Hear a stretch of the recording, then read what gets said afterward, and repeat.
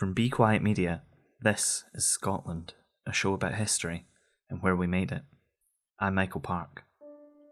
This is our first story, and it comes from a website I used to write called Old Glasgow. Your mum or dad, in a furious rage at the state of your bedroom, might have read you the proverbial Riot Act. Maybe you've heard it trotted out as one of thousands of footballing cliches. You might even have had it read to you this morning when you came in late for work. Again, get it together. Seriously. But the Riot Act was a real thing, and you really had to read it. An act for preventing tumults and riotous assemblies, and for the more speedy and effectual punishing of the rioters, catchy name, was passed in 1714 to enable authorities to punish rioters without having to worry as much about that pesky legal system. It was brought about by a succession of riots in just 5 years. Most of them were protests at the coronation and actions of George I, the very first Hanoverian king, who brought the act into law to protect himself and his new Whig government from pernicious Tory troublemakers. The act was to be read aloud if there were any menacing groups of more than 12 hanging around who looked like they might kick up a rammy. The proclamation had to be read by someone in authority: the mayor, the bailiff, the justice of the peace, the sheriff, not like that, or the under-sheriff of a town were the only ones that could read it out. The idea was to disperse the crowd before they started raising too much hell. Our sovereign lord the king chargeth and commandeth all persons being assembled immediately to disperse themselves, and peaceably to depart to their habitations, or to their lawful business, upon the pains contained in the act made in the first year of King George for preventing tumults and riotous assemblies. God save the king. The reading had to follow the exact wording detailed in the act. In fact, several convictions of rioters were overturned because some part of the proclamation had been missed out. It was usually God save the king. The act gave those assembled an hour to break it up and go home. But in an age before microphones and public address systems, it wasn't always clear whether you'd just been read the Riot Act or had the local bailiff mouth the words to a sea shanty in your general direction. Still, the use of the proclamation protected those dispensing justice from any punishment if their actions led to the injury or death of a rioter. If they were caught, they'd be tried and executed anyway, so where was the harm in skipping a few steps?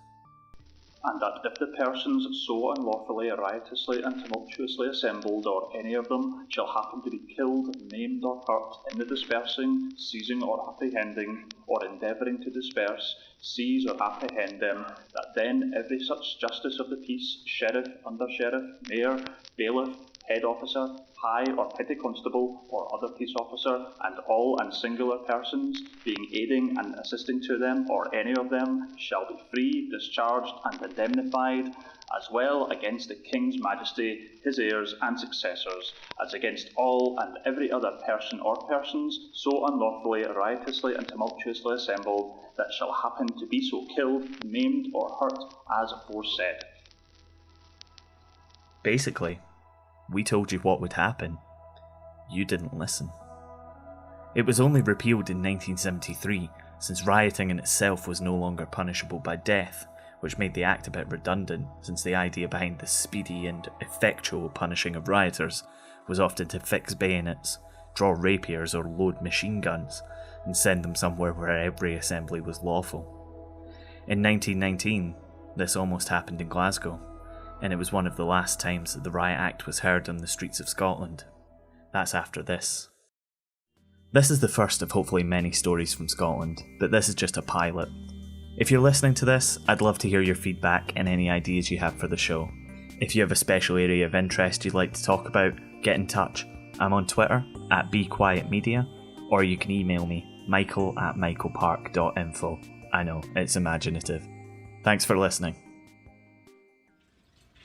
During the First World War, the banks of the River Clyde in Glasgow were a cacophony of industry, as men and women worked around the clock to churn out the unfathomable numbers of munitions needed to fight a mechanised war.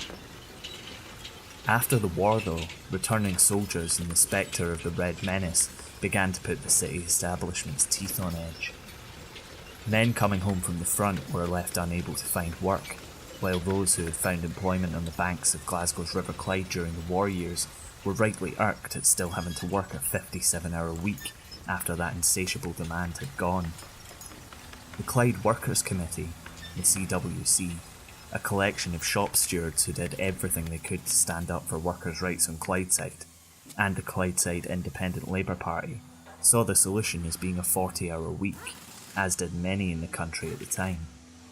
They were confident, they believed in what they were saying, and they spoke with one voice. Better lives for those in work, and more hours to provide jobs for those out of it, right? Wrong. With their demands ignored, the CWC's called a strike, demanding a change to the 40-hour work week for all workers on the Clyde. 70,000 people came out on strike.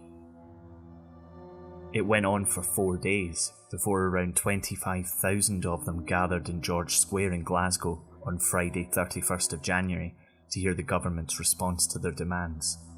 Two of their leaders, Neil McLean MP and Davy Kirkwood, went into the city chambers, while the other leaders, Manny Shinwell and Willie Gallagher, stayed outside to address the crowds. This was 1919, just 2 years after the king's cousin in Russia had been put to death by communist revolutionaries and a new Bolshevik government had risen in its place. The establishment was jumpy. They were really, really jumpy. No one knows for sure what it was that sparked the riot. Some say that there was a tram trying to weave its way through the crowds, which the small, vastly outnumbered and nervous police force used as an excuse to attack. Others will tell you that the strikers were listening to a speech by one of the movement's leaders when the police, numbering less than 200, attacked them out of nowhere. The police and their truncheons pushed the strikers back into the corner of the square before they managed to pull together and push the police back. This was a cue, or so he thought, for Sheriff Mackenzie, who was described by a colleague in the city chambers as being in a highly excited condition, to leave the safety of the building to read the Riot Act from the steps. He started to, until he was hit by a bottle and had the document snatched from his hand and thrown into the air amid the stramash. Legend has it that iron railings were pulled up and used as a defence against the police truncheons, and a nearby lorry's contents were put to use as the glass bottles it was carrying became projectiles to turn the police back. McLean and Gallagher, who had this time been arrested, were allowed to try and disperse the crowd. It worked, for a bit.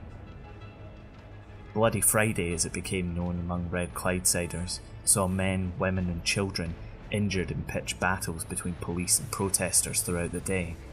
The rioters and police clashed again between the square and Glasgow Green, a lull pushing them back long enough for the fighting to spread, and widespread looting and rioting continuing into the night.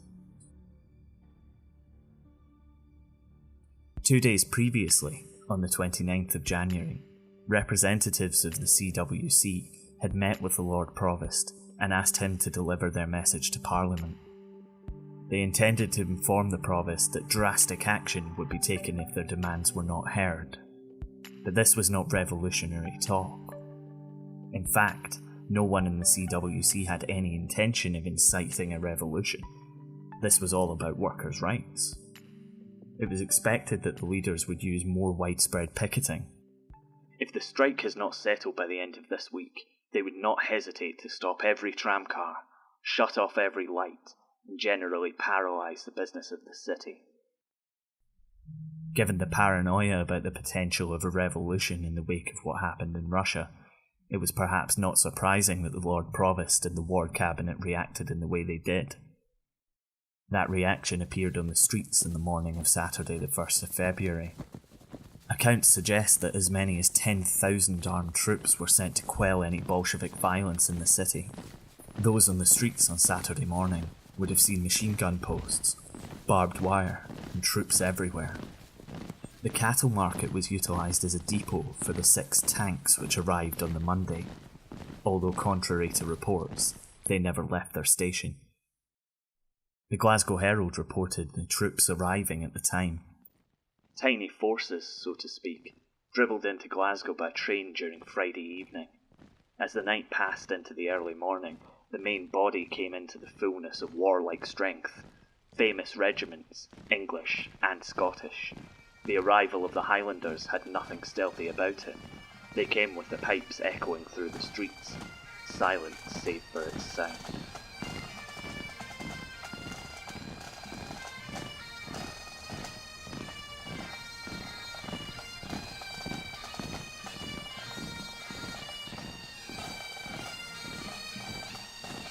The War Cabinet had no power to send troops against its own citizens without declaring martial law. It was never declared, or even discussed. In fact, troops were brought in for a much simpler reason. Many of the policemen who would have been on hand to control the crowds in George Square that day were still on active military service. Reserve troops were brought in to protect infrastructure in the city, rather than to engage strikers or rioters. In fact, most photos taken at the time show soldiers pottering about doing very little. After that first night, there wasn't really much to do but stand around. It's frequently said, and indeed I said it in the original version of this story that I wrote 3 years ago, that the soldiers stationed in Maryhill Barracks were not permitted to take part in the action of the troops. This misunderstanding arises from the fact that the units sent were devoid of Glaswegian men, the assertion of their commanders being that they might hesitate to follow orders if faced with their friends or relatives. By the end of the next week, the army had calmed the situation on the streets, and things seemed to be largely back to normal. The army was gone completely 2 weeks later. Despite the romanticism of the story, this was entirely a police riot, and the official statistics showed 19 police officers and 34 strikers injured. There were no fatalities. The leaders of the movement and 8 others were put on trial for their supposed role in inciting the riot. Only Manny Shinwell and Willie Gallagher were convicted. Shinwell went to prison for 6 weeks, and Gallagher got 5 months. The workers eventually agreed to a concession, bringing them down to a mere 47-hour work week. Willie Gallagher went on to serve as an MP for West Fife from 1935 to 1950, and remains the last communist MP to serve in Parliament. Shinwell went on to become a minister in Labour and coalition governments, before eventually accepting a peerage and becoming active in the House of Lords before his death in 1986, at the age of 101.